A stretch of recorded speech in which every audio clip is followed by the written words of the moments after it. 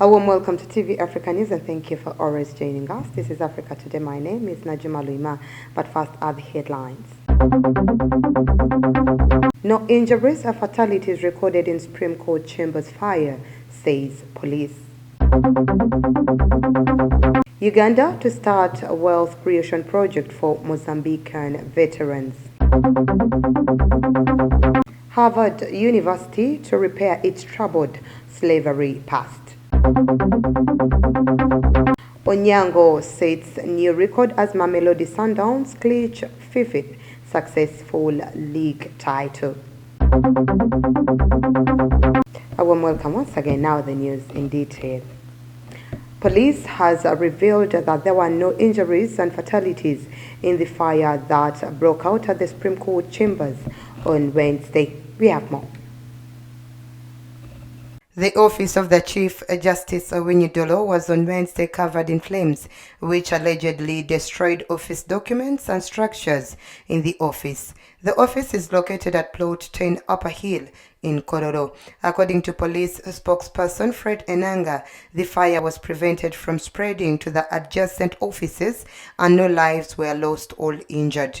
Enanga said in a statement that they are grateful that there were no injuries or lives lost, but only furniture and the AC system inside the chambers got burnt. The police spokesperson said that the director of CID visited the scene with a team of experts from forensics, fire and rescue, electricity and consultants to establish the cause of the fire.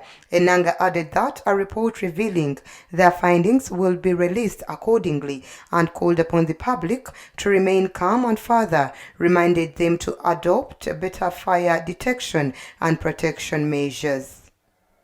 Uganda is said to start a wealth creation project for Mozambican veterans as one of the ways of the East African country is paying back for the support received during the liberation struggle. President Museveni said that Uganda is soon sending a delegation to Mozambique that will be led by Lieutenant General Ivan Koreta to see how the project will start. We have more with Naluko. The Mozambique Liberation Front, Frelimo, helped shape Uganda's Front for National Salvation, FRONASA, which was part of the foundation of Uganda's National Liberation Army, National Resistance Army NRA, and later the Uganda People's Defense Forces.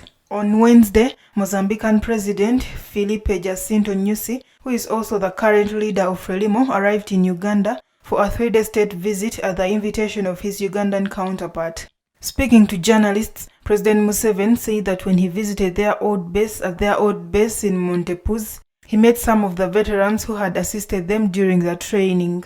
Explaining the rationale, Museveni noted that some of the soldiers who formed FRONASA, which later metamorphosed into National Resistance Army and later Uganda People's Defense Forces, had been trained by Montepus, the second largest city in the province of Cabo Delgado in Mozambique. In the 1970s, Museveni led 28 freedom fighters to Mozambique and trained at Montepus. On the 28th, only Museveni, General Salim Saleh, Lieutenant General Ivan Koreta and Colonel Bosco Omule are still alive. Speaking on Thursday, the president said it is high time Uganda returned the favor.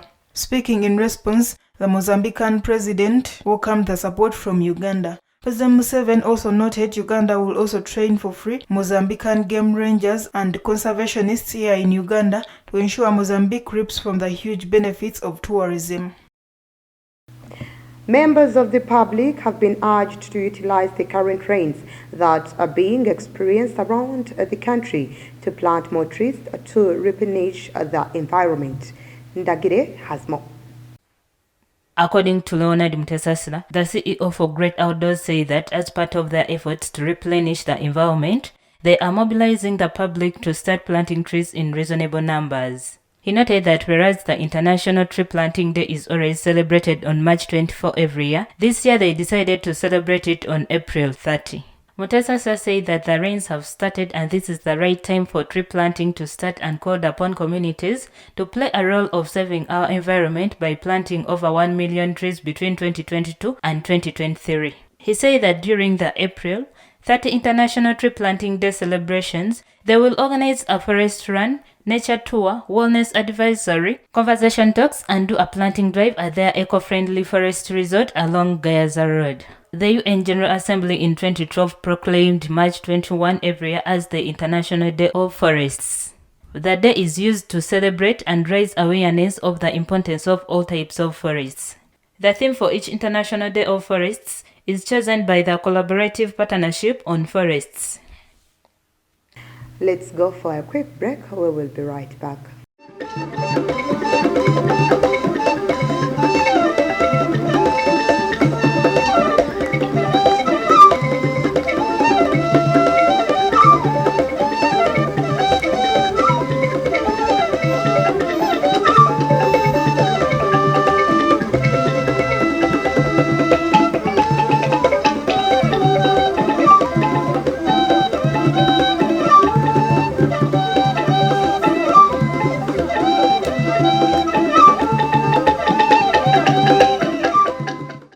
Harvard University, one of the most prestigious universities in the world, announced on Tuesday the creation of the $100 million fund with the ambition to repair its slave-owning past in the 17th and 18th centuries. The announcement, made in a letter from University President Lawrence Bacall to students, faculty and staff at the institution founded in 1636 in Cambridge, Massachusetts, is part of a broad university movement in recent years to recognize and make amends for slavery in the United States, which was officially abolished by the 13th Amendment to the Constitution in December 1865. The institution's president admitted that Harvard profited from and in some ways perpetuated practices that were deeply immoral. He acknowledges that his university bears a moral responsibility to be able to address the lingering corrosive effects of these historic practices on individuals, on Harvard, and on American society. Harvard will dedicate the money to a fund to support research, education, and theses on racism and slavery from the 17th to 19th centuries. Harvard is not the first institution to make amends for slavery. In 2021, the U.S. Jesuit Priests Conference also pledged to raise a similar amount in restitution to descendants of slaves it had exploited, and in 2016, Georgetown Jesuit University apologized for the sale of 272 slaves in 1838, offering in compensation to facilitate the admission of their descendants. Away from that, the Speaker of Somalia's Senate, Abdi Hashi Abdullahi, has been re-elected in a vote held in the country's capital, Mogadishu, on Tuesday. For many, the re-election is a test of the veteran politician's ability to retain control of the upper house of parliament. Abdi Hashi Abdullahi was re-elected by the 54-seat upper house during a vote which saw Abdullahi capture 28 votes while his closest rival, Salah Jama, got 24 votes. Osman Dube got just 2 votes. Abdullahi's appointment brings the country very close to beginning its general elections to elect the president to lead the Horn of the African state for the next 5 years. However, this would be after voting to choose the Speaker of the 275-member lower house, the Chamber of Parliament, which wields more power and influence in Somalia. The lower house is also scheduled to hold the elections of their speaker and 2 deputies tomorrow, according to a local TV station, CBA. The country has missed several deadlines to conclude elections, resulting in sanctions against MPs by the U.S. Moving on, the UN humanitarian coordinator visited South Sudan last weekend to assess needs on the ground and meet people affected by ongoing violence as well as natural disasters. The UN delegation visited the camp of Malakal in South Sudan's Upper Nile state. Sarah Besolo Nyati, humanitarian coordinator and deputy special representative of the Secretary General, United Nations mission in South Sudan, said that what she saw going forward was that they have to switch some of the things they do. She added that she would like to see themselves do some shifts in terms of the localization of their activities, working more with local NGOs, but also with cash, doing more with cash and cash-based initiatives. Women and children, particularly internally displaced women, are more vulnerable and at risk of physical harm. Martha Stephen, a representative for women living at the site in Malakal, said that women have no jobs that can support them financially and face a lot of challenges that make them go out to collect firewood that they can use and sell. She admitted that it's normally these times when they go out and sometimes when you are drunk soldiers who may beat or rape them. The UN estimates that 6.8 million people will need urgent assistance this year. A $1.7 billion humanitarian response plan for the country is currently only around 8% funded. As the Rainbow Nation marked on Wednesday the 28th anniversary of its first democratic elections, Maharaj, who spent more than a decade alongside Mandela in the Robben Island prison, warned of tough times for South Africa. We have more on this report. Freedom Day, which is locally celebrated on 27th April, marks the day South Africa held its first fully democratic elections in 1994. It also marks the end of colonialism of white minority rule and the establishment of a government headed by Nelson Mandela and a state subject to a new constitution. The anti-apartheid activist said during an interview to the media that South Africa democracy was faced with a conjunction of different crises. The country grapples with the graft, poverty and record unemployment issues. If Maharaj led the ANC's underground operation during the struggle years, he regretted the ruling party had since fallen out of touch with the people. Mandela's former transport minister suggests renewal inside the party. He then called the authorities to draw lessons from mistakes of the past with the vast experience accumulated in order to continue South Africa's journey on the walk of freedom it took in 1994. Let's once again take a quick break. We will be right back.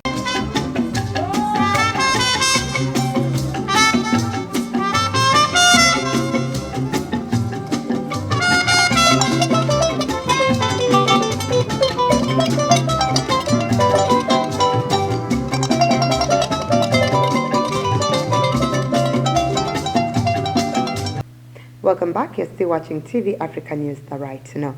In our business news today, a Rwandan opposition lawmaker slammed the Rwanda-UK asylum seekers deal, arguing it could create budget difficulties and destabilize the society in the long run.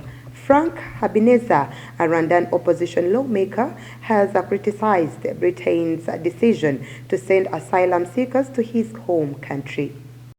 Frank Habineza, who is the president of the Democratic Green Party of Rwanda, called the deal inhuman, questioning its legality, and said that they are completely against those kind of deals, whether it is with Denmark or UK or Israel. He added that if it is a right of people to go where they have gone, and you send them to a country they did not choose, that means forcing them to go somewhere else which is against their rights. This comment comes weeks after the British and the Rwandan Foreign Affairs ministers announced what they called a migration and economic development partnership. In the terms disclosed, the agreement will see Britain send to Rwanda those arriving illegally in the UK and they could settle in the African country. Frank Habineza believes this influx of population could destabilize the Rwandan society in the long run and create budget difficulties. Former British Prime Minister Theresa May and other lawmakers have refused to back the deal on grounds of legality and efficacy.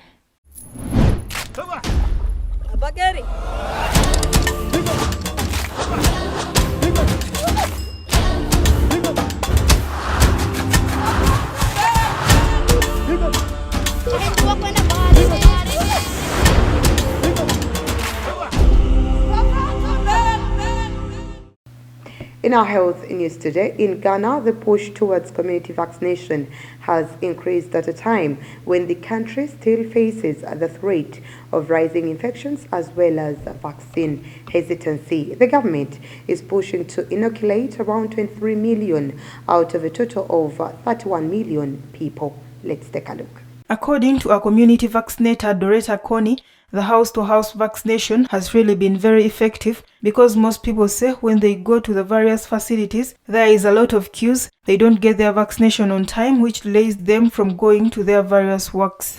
Doretta said that going house to house has helped the exercise, whereby they may meet a client washing, ask them to take the vaccine, and if they accept, they can pause whatever they are doing and take the vaccine and then continue. According to experts, vaccine uptake in Africa has been very slow. A UN report published last month announced the continent had only vaccinated 15% of its adult population so far. According to the World Health Organization, out of 714 million doses received so far, just 61% had been administered. Aichatu Sise, Senior Country Manager at Gavi Vaccine Alliance, explained that this was a great opportunity and a great innovation which can help to reach a more risk population like older people and those with comorbidities. Ghana has registered over 160,000 cases of COVID-19 and at least 1,445 deaths so far.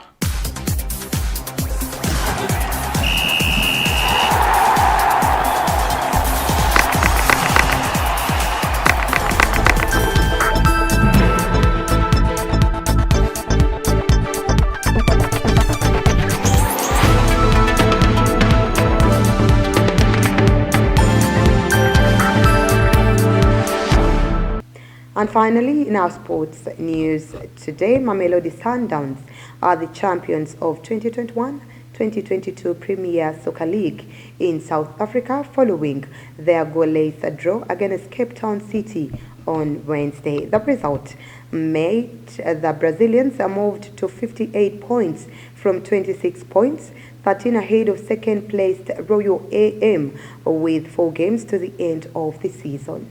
Former Uganda Cranes skipper Dennis Onyango set up a new record, becoming the most decorated player in the history of the top-tier league in South Africa. By winning this year's league title, Onyango took his tally to 9, 3 coming well at SuperSport United, while the other 6 have come at Mamelodi Sundowns. This moves him above former teammate and captain Holomfo Kakena, who left Sundowns at the end of last season. Mamelodi Sundowns have now won 5 successful league titles and also stretched their tally as record champions to 12. That wraps up our news bulletin today. Please do stay tuned. More programming coming your way.